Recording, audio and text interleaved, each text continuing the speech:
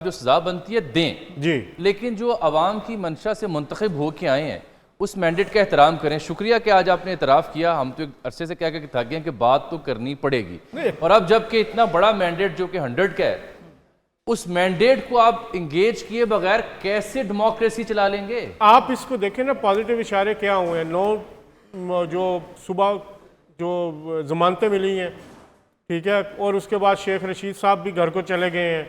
और इसके अलावा देखें, असल बात यह है कि रियासत को बचाना है आपने। रियासत बचाने के लिए तमाम स्टेक होल्डर्स को एक पेज पे आना पड़ेगा, उसके बगैर चारा नहीं। लेकिन गवर्नमेंट जो अगर मुस्लिम लीग नून और पीपल्स पार्टी बना लेती हैं, और ये इखलास दिल से तो चलेंगे नहीं, ये आपको भी पता है और मुझे भी पता है, मजबूरी के तहत चीज़ें ये चलेंगी।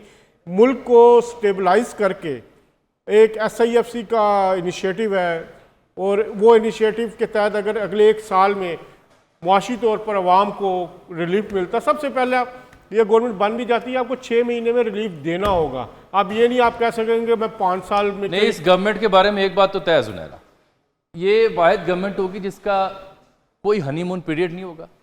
इनको आते ही बड़ी ड्रास्टिक मेजर्स लेनी है, और हो सकता है निगरान जाते जाते ही बिजली और गैस की कीमतें बढ़ाते चले जाएं, और उसके बाद जब ये आएंगे एक कमज़ोर मैंडेट के साथ और एक पॉलिटिकल इंस्टेबिलिटी के साथ, तो फिर वो जब ड्रास्टिक मेजर्स लेंगे तो इनकी साख कहाँ होगी?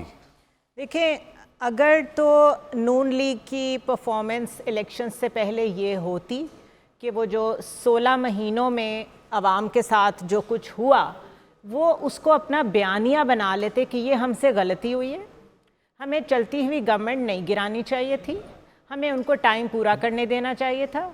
उसके नतीजे में नवाज शरीफ का मौकफ ये था। हाँ, मैं इस चीज का गवाह हूँ अच्छा, कि नवाज शरीफ इस चीज के हक में नहीं थे कि गवर्नमेंट गिराई जाए। और चार्टर ऑफ डेमोक्रेसी की का ये बेसिक क्लॉज था कि हम एक दूसरे की गवर्नमेंट हुकूमतें नहीं गिराएंगे, जो काम 90s में हुआ वो नहीं करेंगे। एब्सोल्युटली, ठीक है। वो उन्होंने आपस में किया था नजामी, उस वक्त PTI का, लेकिन अभी भी टाइम था कि कन्फेस कर लेते, मान लेते कि हमसे गलत हुआ, हमें नहीं करना चाहिए था।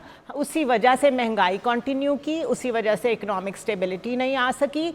अब हमारा मैंडेट ये है कि हम एक रिकन्सिलिएटरी वे में आगे बढ़ना चाहते हैं, मईशत में डिलीवर करना चाहते हैं।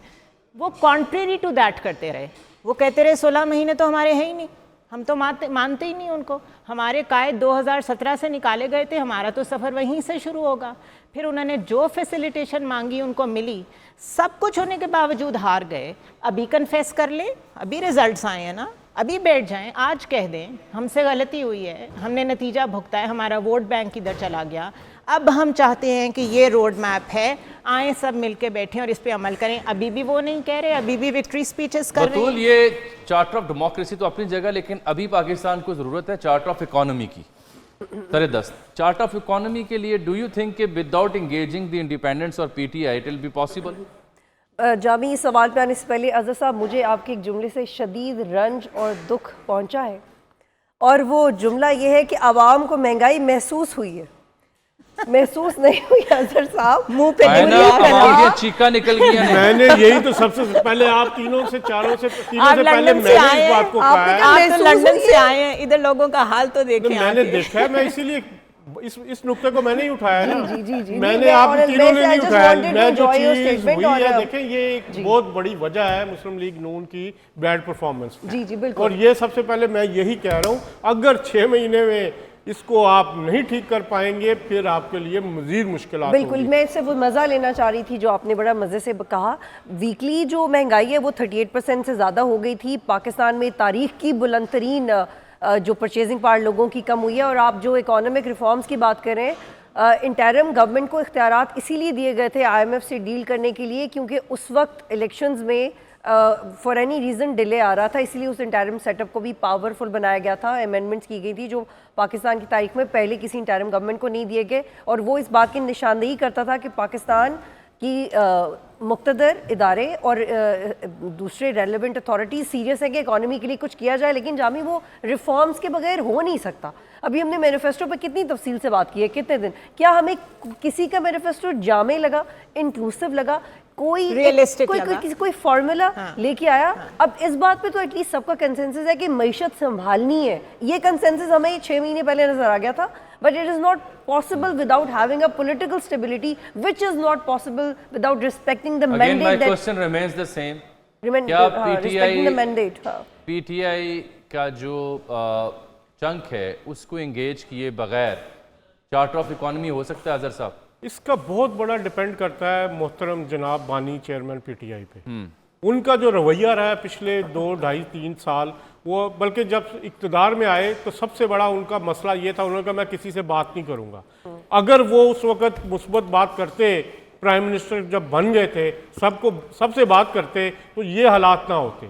उन्होंने हमेशा लड़ाई की तरफ गए हैं, कन्फ्रंटेशन की तरफ गए हैं, जिसका नुकसान ये हुआ कि उन्होंने अपनी गवर्नमेंट खुद गिरा दी 2, उसके बाद पार्लियामेंट से हम 2 साल पीछे चले गए हैं कि कब इस्तीफे दिए थे पार्लियामेंट से जो पीटीआई ने। अगर उस वक्त ना दिए होते, पार्लियामेंट में होते, ये पंजाब असम्बली ना तोड़ी होती, उन्होंने केपी असम्बली ना तोड़ी होती, तो वो बहुत मजबूत पोजीशन में नहीं, होते। आपने उनके पास ऑप्शन कौन सी छोड़ी थी अगर वो ये काम ना करते? तो अब क्या ऑप्शन है? अब भी ऑप्शन तो उनके 9 पास मई है का ना। ऑप्शन था उनके उनके पास पास। ऑप्शन 9 मई देखें, 9 मई की जिम्मेदारी वो नहीं ले रहे।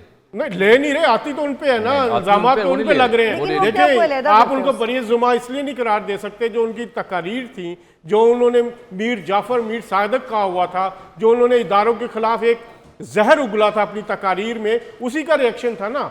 उसमें कौन लोग थे? आम लोग थे, चाहे अच्छा, वो। मुझे एक बात लेकिन अजहर बताएं। साहब, अब बात आगे बढ़ गई है। नहीं, बात नहीं, मैं बात कर रहा हूँ कि वो बात हो सकती है कि नहीं। उनका जो पास्ट का बिहेवियर है, अगर वो भी अपने आप को एक यू टर्न एक और ले लें, कोई फर्क नहीं पड़ेगा। Roundabout आप घूम ले वो पूरा। कहें कि ठीक है, आप हमारे मैंडेट का एहतराम करें, हम आपके साथ बैठने के लिए तैयार हैं। हाँ। ये उनकी इसमें- तरफ से इसमें वेरी कोई शक नहीं उनके है। लिए हाँ। ये बड़ा अहम मौका है। नहीं, कि मौका वो भी है, ये वक्त की जरूरत भी वक्त है। की जरूरत है। अगर वो कहते हैं जी हाँ, उनकी तरफ से मैसेज आ जाए जी मेरा मैंडेट आ गया है, आप इस मैंडेट का एहतराम करें, तो मैं आपसे बात करता हूँ। नवाज शरीफ साहब ने अपनी तकरीर में स्पेसिफिकली कहा कि हम आजाद के मैंडेट का भी एहतराम करना चाहिए। आजाद कौन है? अब पता नहीं वो कौन से आजाद कह रहे नहीं, हैं। वो जो बाकी क्योंकि आजाद हैं, वो आजाद तो उनके भी- साथ आ रहे हैं। और जामी का सवाल भी ये था कि इन आज़ाद उम्मीदवारों का मैंडेट आप रिस्पेक्ट करेंगे या नहीं करेंगे। और देखिए, अगर कोई चार्टर ऑफ इकोनॉमी आपने करना है, उसमें सारी सियासी कुव्वतों का शामिल होना बहुत उनके ज़रूरी है। पास इसकी है। मिसाल मैं देती हूँ जुनैरा, जब बहुत अहम डेवलपमेंट्स हो रही थी जुल्फ़िकार अली भुट्टो के दौर में, तो ऑल्दो उस वक्त रिलीजियस पार्टीज उनके बहुत खिलाफ थी, लेकिन उन्होंने 73 के आइन की एक नई शक्ल अप्रूव करवाने के लिए अपने मुखालिफिन से भी कहा था कि आए टेबल पे बैठने, because this is going to affect for longer period of time for history. तो ये इस एटीट्यूड की जरूरत है। बतूल, आप क्या समझते हैं कि बानी चेयरमैन बैठने के लिए जरा तैयार बानी हो जाएंगे? चेयरमैन को आपका रोक एक बड़ा दें। तजर्बा अजहर है। साहब रुक जाएं जरा। बानी बानी लफ्ज़ चेयरमैन अगर थोड़ा रुक बदनामी जाएं हो तो जरा। भी चलेगा। देखिए जामी, बात ये चार्टर ऑफ इकोनॉमी होगा ही तब जब चार्टर ऑफ डेमोक्रेसी और कंसेंसस की फजा होगी।